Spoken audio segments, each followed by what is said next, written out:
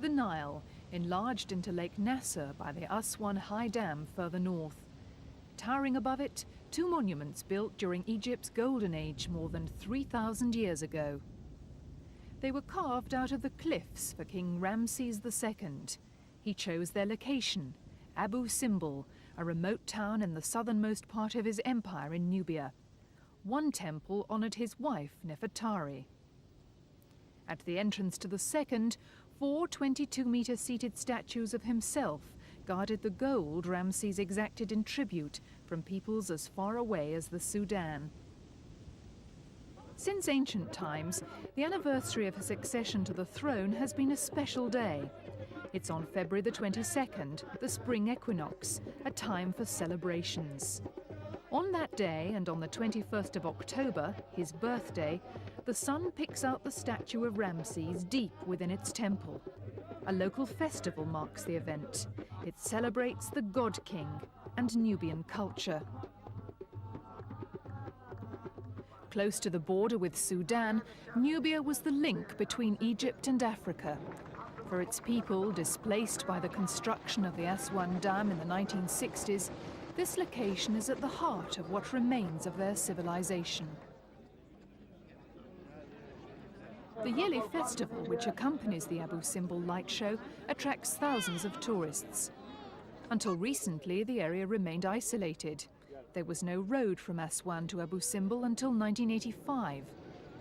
They may have used the chariot as a means of transport in ancient days, but not today. The most practical way to reach the remote location is to fly from Cairo or Aswan, or to use the local bus routes now available. The road has opened new economic prospects for the people of Abu Simbel, notably an opportunity to attract more trade with the wealthier northern part of the country. Another advantage is, of course, tourism. More and more visitors are now making the journey to Abu Simbel. And even though the festival is yet to get a mention in foreign tourist guidebooks, local people are hopeful for the future.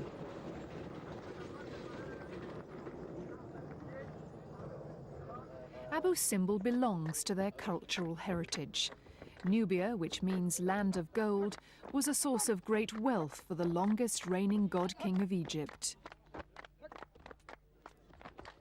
It was also a land of proud warriors, which outlived Egypt's glory.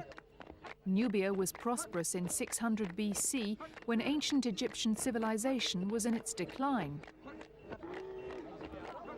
Not all participants enjoy the attention and the razzmatazz. In the heat of the moment, some tempers get frayed.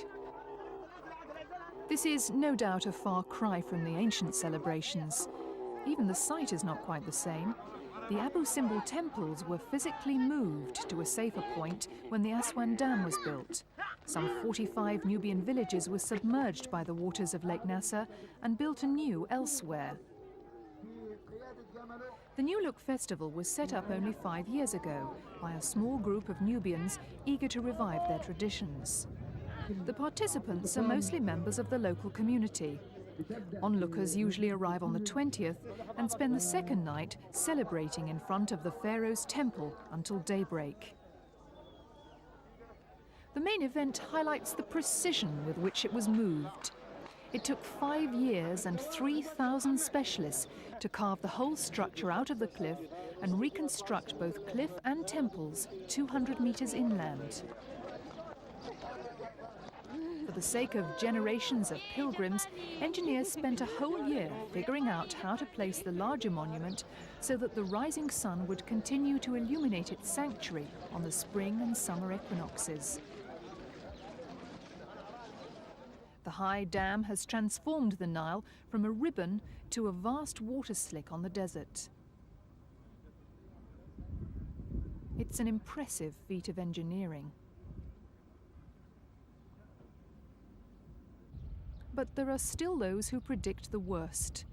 While small boats may still sail on its waters, successive droughts have kept levels too low for bigger river traffic. This year, tourists cannot enjoy the traditional boat trip upstream of the mighty Nile. The dam has also made the atmosphere more humid, and this is having an adverse effect on ancient monuments. But modern technology has helped preserve this ancient phenomenon.